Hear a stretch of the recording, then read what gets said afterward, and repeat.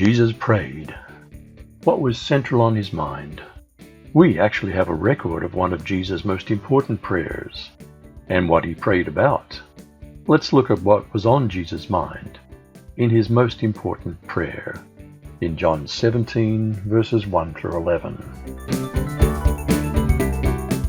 Jesus spoke these words, lifted up his eyes to heaven, and said, Father, the hour has come.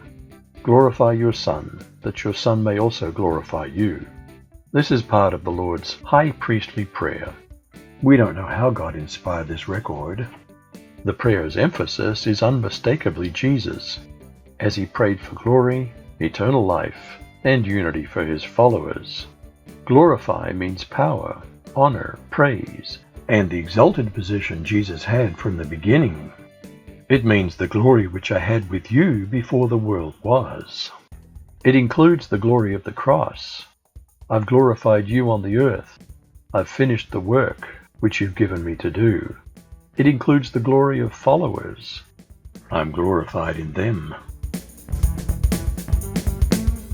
As you've given him authority over all flesh, that he should give eternal life to as many as you've given him, and this is eternal life, that they may know you, the only true God, and Jesus Christ whom you've sent.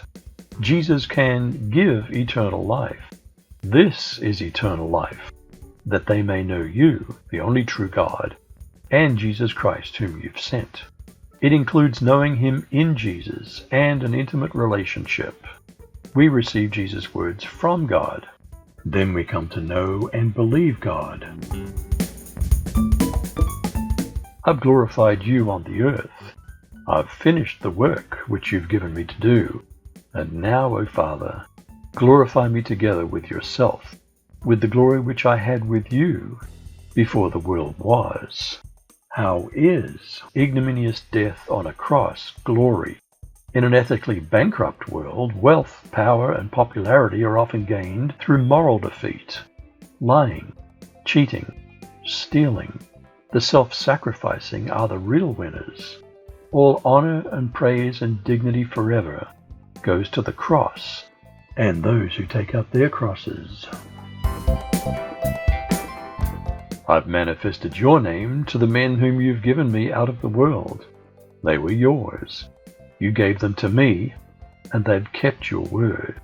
Jesus had emptied himself, taking on the form of a servant. The disciples were faithful followers of God as revealed in the Old Testament. Now, as the Father revealed himself more fully in Jesus, he gave them to Jesus, even as they continued to keep God's word. Now they've known that all things which you've given me are from you, for I've given to them the words which you have given me, and they've received them, and have known surely that I came forth from you, and they've believed that you sent me. Jesus prayed, I've given them the words, Rhema, which you've given me. Some claim Rhema is important and Logos is not. Jesus says, I've given them your word, Logos, and your word, Logos, is truth. Logos and Rhema are interchangeable. I pray for them. I do not pray for the world, but for those whom you've given me, for they are yours. Doesn't God love the whole world? Verse 21 explains that the world may believe that you sent me. And verse 23, that the world may know that you have sent me. As Savior of the world, Jesus normally prayed for all, just not this time. And all mine are yours, and yours are mine, and I'm glorified in them. Now I'm no longer in the world, but these are in the world, and I come to you.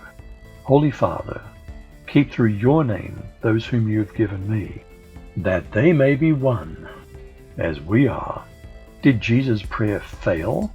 Or are Christians really one, despite different denominations? Are we really one?